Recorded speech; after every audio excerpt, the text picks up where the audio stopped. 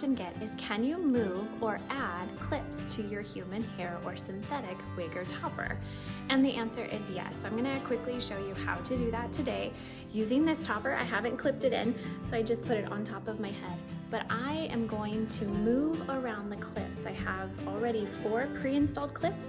I'm going to move 2 of them and add an extra clip or 2 to this topper. And I'm gonna show you how to do that. So you'll need a few things before we get started. If you're going to add clips to your wig or topper, you're going to need additional pressure clips such as this. Now this came with my topper, but you can easily purchase these on Amazon. They're just simple pressure clips. You're going to want a needle and thread. It doesn't really matter what size needle, whatever size you're comfortable working with. Thread needs to match closely to the topper base. It doesn't have to be perfect. Honestly, you could use blue if you really wanted to. I don't recommend it, but you likely will never even see the thread. I like to use a seam ripper to remove the existing clips, but you could also use scissors, and I will actually show you how to do both so that it's a quick demonstration. So the very first thing you're gonna want to do is put the topper on. Whether you clip it in or not is your personal preference.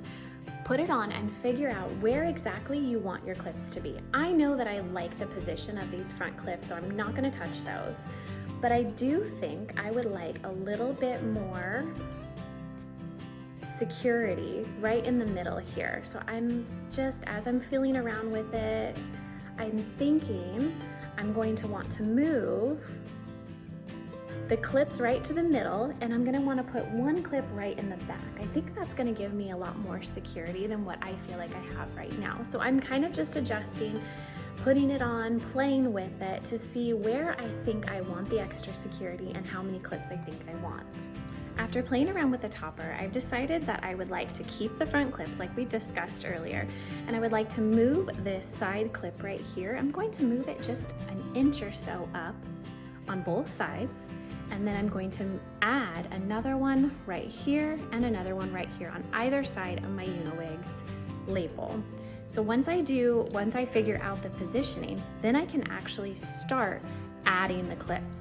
Now what I'm not gonna do is I'm not gonna remove this one until I've added clips, because I might find once I've added these clips here that I want to make another adjustment to where I'm placing the second set of clips. So I'm not gonna remove this first, I'm going to add a clip first. So we're gonna go ahead and start with preparing our needle and thread. So the very first thing you're gonna wanna do is prepare your needle and thread.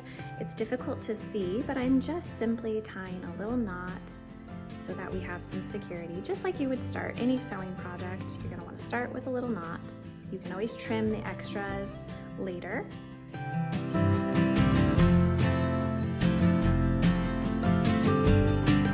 So the next thing that you're gonna wanna do is make sure that your pressure clip is facing the right direction. I know this seems simple and self-explanatory, but you don't want to sew it in upside down, otherwise it's going to make it difficult when you're trying to apply your wig or topper.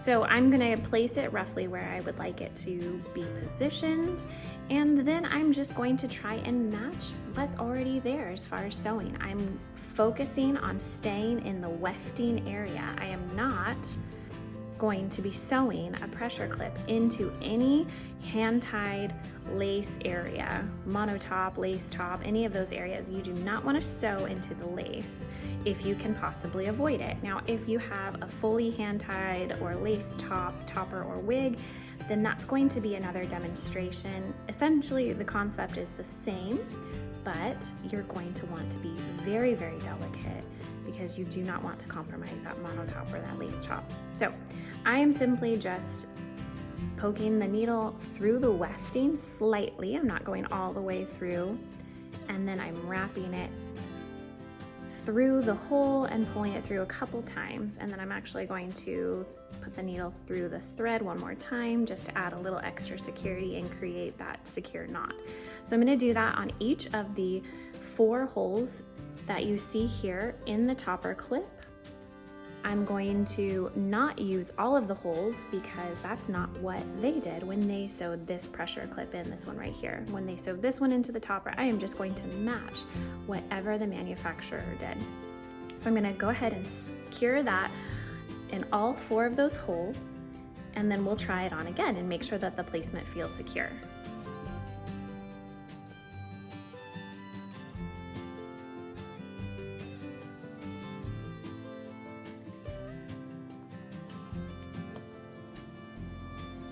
Okay, so I've successfully sewn in one clip so far.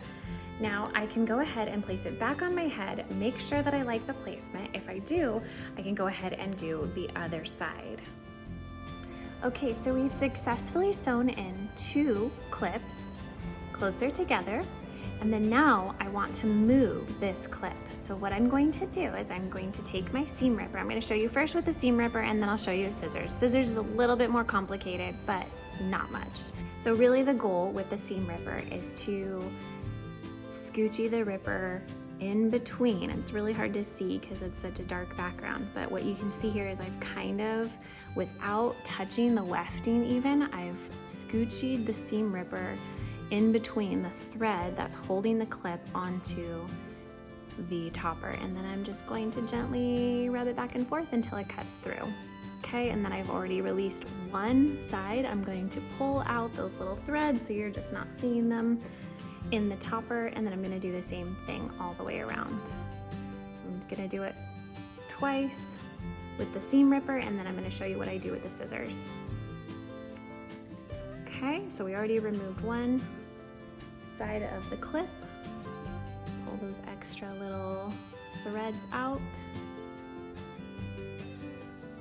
Okay, and then now let's try it with scissors. Okay, so I'm just using sewing scissors. These are probably way too large, but hey, this is what I had on hand. So now I'm going to just take one side of my scissors, probably the sharper side or the smaller side, whatever you prefer, and I'm going to essentially do the same thing. But this time, I'm going to, instead of trying to get it in between in that small little area, I'm just going to rub it on the actual clip, the metal part of the clip, to kind of cut those threads a little bit at a time.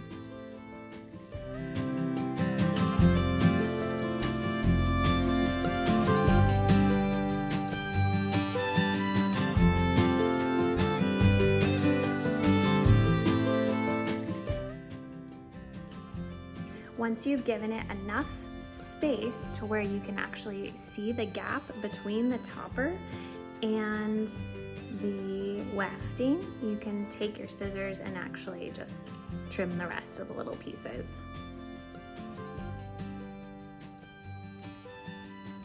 Then we're going to repeat the process once again. We're only removing one at a time, and then we're going to sew this in so that once again we make sure the placement is correct. We don't want to remove them and then put them right back in the same spot. So what we're going to do is we're going to remove only one at a time, sew it in, check the placement, and once that one feels good and it looks good, then we can go ahead and remove the other one and move the placement over. Okay, so we're going to just do the same exact thing that we did before. I'm just moving it down slightly, and then I'll go ahead and sew it in.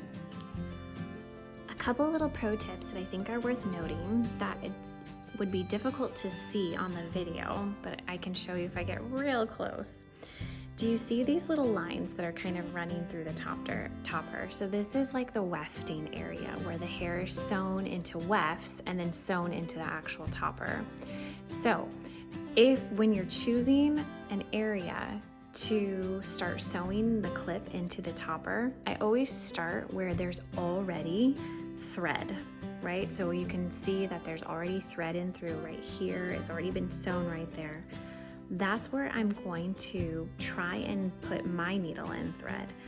That's going to be the thickest, most secure, and most durable area on the topper or the wig to start. Same thing with right in through here. You can see there's already some thread lines in through here. That's where I'm going to choose to sew my clip into. That way you're just not compromising any of the monotop, like we said, lace top area. You really don't want to sew into those if you can avoid it. If you're sewing into where there is already thread in the topper, it's just going to be that much more durable, and you're compromising the topper less.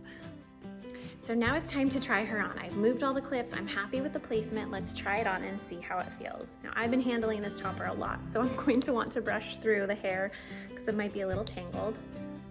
Whenever I put my topper on, I usually like to do one clip at a time.